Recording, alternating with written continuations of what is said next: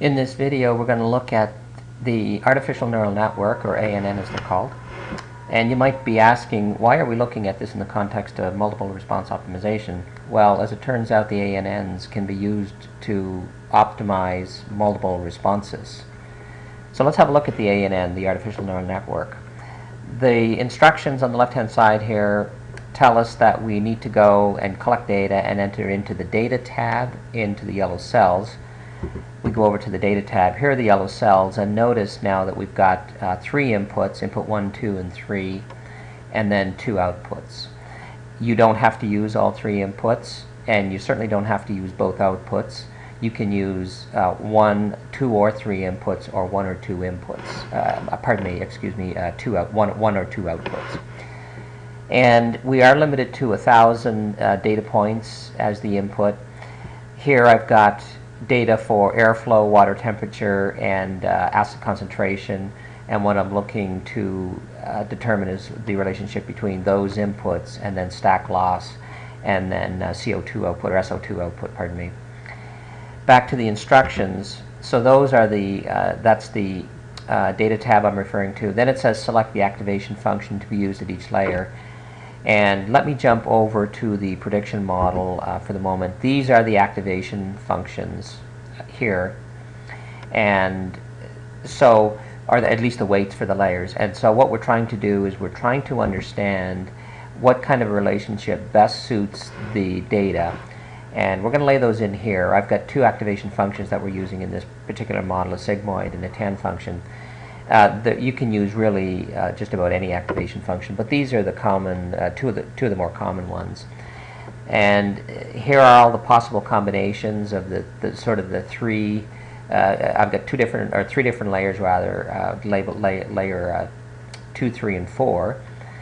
And I want to select a transfer function or an activation function for each of those, and here are the combinations that are possible. One problem with artificial neural networks is that the selection of the type of activation function is really a matter of trial, error, and experience. And so you'll have to play with the model to see what combination gives you the best fit of the data, and that may take multiple iterations. So back to the instructions, we select the activation function.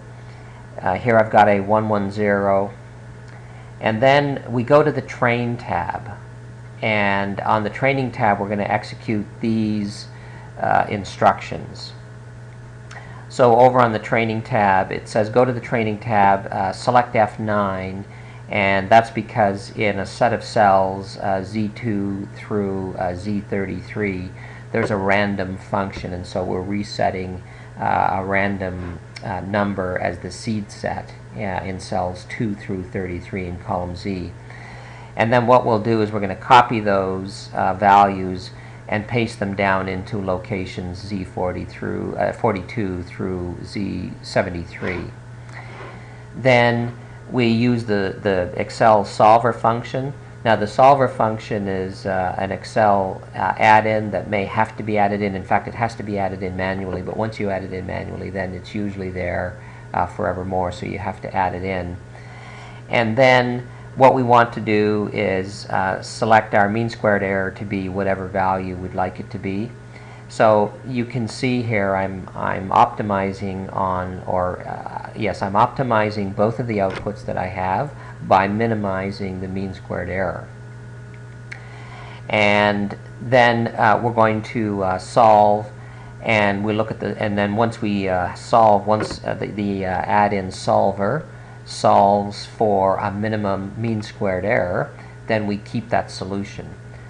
So that's our Data tab. This is the Training tab, and the cells that we were referring to here are here, and you can see there's a you might not actually be able to see, but there's a random function in each of these cells. So that's the cells where you've got a random function, and then we take those and we just paste them in here as values. This cell in cell AD34 is where we're looking at the mean squared error, and we're minimizing that. And what are we minimizing? We're minimizing, of course, the difference between the actual data points and what we're talking about are this actual data that we've collected and put in here. So the actual data points and then what the model is predicting it would be. And as one indication of the fit of the model, we've got a regression model here that gives us some indication, at least, as to what the R squared is in this case for one of the outputs, the stack loss, and then the other output, which is SO2. More interestingly, though, and all of this is represented by this graphic, of course, with all of these templates, when you see a yellow cell, it's requiring an input. So now that we've got a model built based on the data we've given it, then we can go ahead and put in a variety of values for, in this case, airflow, water temperature, and acid concentration. And the predicted output would be the predicted stack loss and the predicted SO2. So why am I covering this in a module on multiple response optimization? Because we are optimizing on multiple outputs. In this case, I happen to optimize on the MSE, mean squared error, but really with a little bit of work, you could tailor this template to optimize really on anything that you wanted to. You just have to configure it as such, and then run the artificial neural network as to fit the model, to then optimize on that condition or set of conditions that you've given it. So that is the mechanics behind an artificial neural network.